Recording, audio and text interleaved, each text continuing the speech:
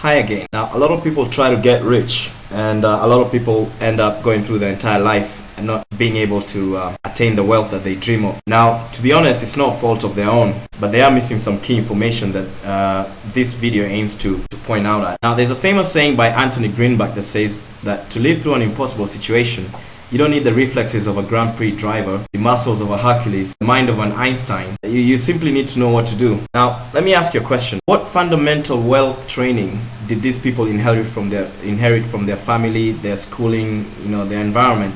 Like the places they grew up in, the kind of families they grew up in, the schools that they went to.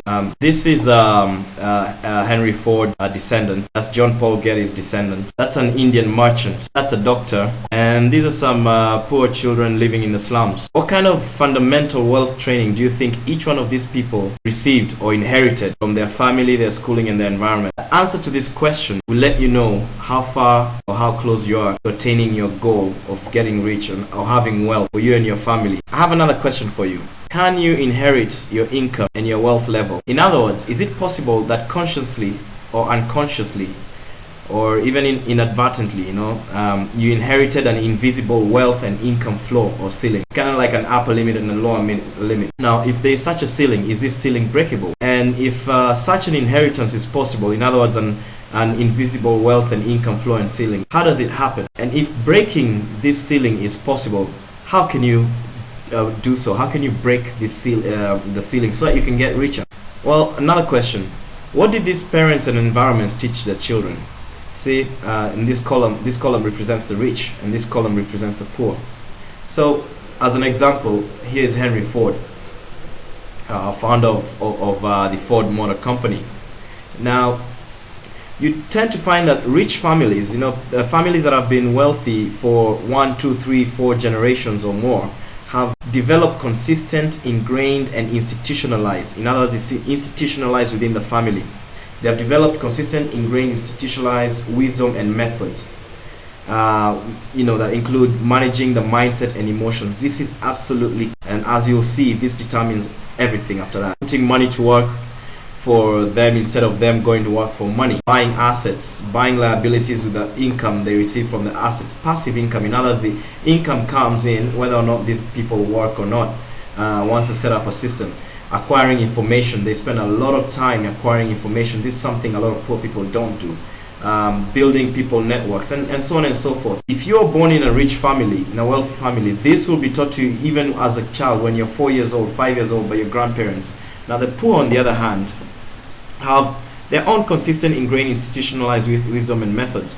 These include working for money, buy liabilities with the income they earn. Liabilities are things that take away more money from you. So their solution to wealth, what they've been told by their parents and their environments and society, is to work harder. Now this doesn't work out because you only have a fixed number of hours available every day, and your costs are increasing. You're having new children being born in the family, taxes are rising, inflation is kicking in.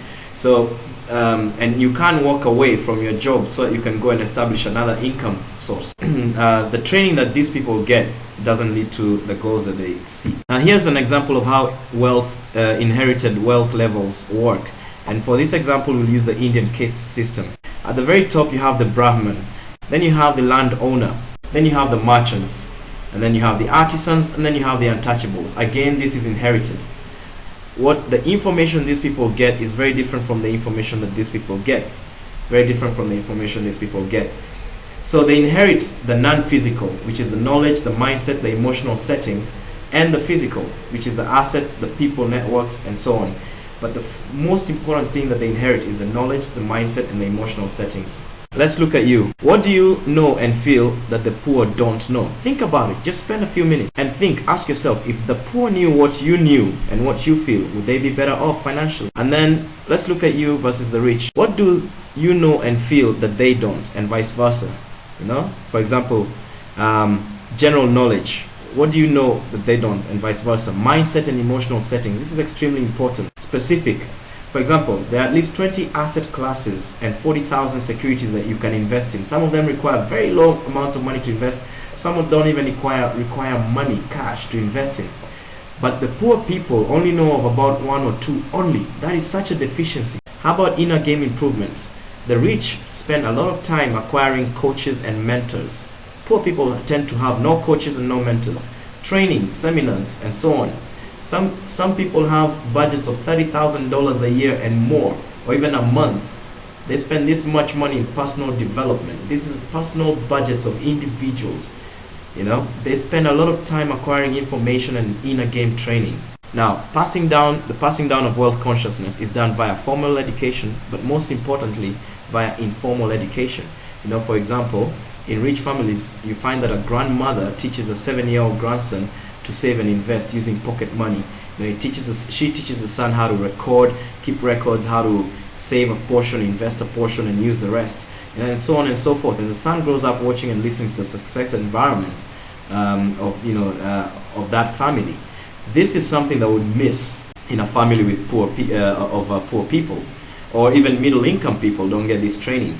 If you go to school, you won't get what this kid gets, but you can get it outside the school system or outside your family, and that's what the point of this whole video is.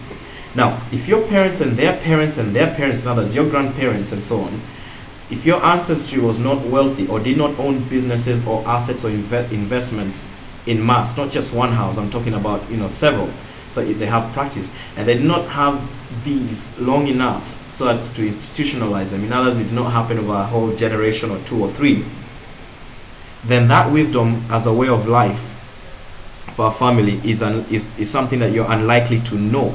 You're unlikely to know it, because where else would you have learnt it? You wouldn't have learnt it from your school, your family, or your environment. In other words, the environment and the parental knowledge and the informal education you'd have available to you, and it's not that it's a bad thing or it's somebody's fault, but it would be something that you're deficient in, and that would lead to the results that you have today. Now, the law of attraction works based on your desires. In other words, you attract the situations, opportunities, people, and so forth based on your thoughts and feelings. You cannot think and feel outside the seeds that exist in your mind and emotional system. Therefore, you must plant seeds appropriate to your desired goal. Your parenting, education, and environment determine the seeds that you hold. Now, the good news is you can plant new seeds by deliberately going to where they are. In other words, you can acquire wealth fundamentals from those who have them. Now, the Tower of making wealth, money, and having wealth. This is the way, the Tower of it. First and foremost, there's the wealth consciousness. On top of that grows the right mindset, and on top of that, the emotional patterns. And from these three, you get your actions. In other words, your actions are always in line with your mindset, your beliefs, your emotions, and your wealth consciousness. You cannot act outside those circles. And from your actions, you get your results. That's why it's very important to make sure that the wealth consciousness, the fundamentals are right. Now, wealth consciousness is the inner game, it's the mindset. And by mindset, we mean general and specific, such as strategies, methods, and so on. And it's also the emotion. So the inner game is made up of mindset and emotion. Even in sports, the military, and so on, the inner game is key. It's extremely important. Extremely important. Your inner game rules your outer game. Your results come from your actions, but your actions come from your thoughts and emotions. The opportunities and networks you attract or even recognize depend on your inner game. It all begins with the wealth fundamentals that pervade everything. Then the particular strategies, tools, and people follow.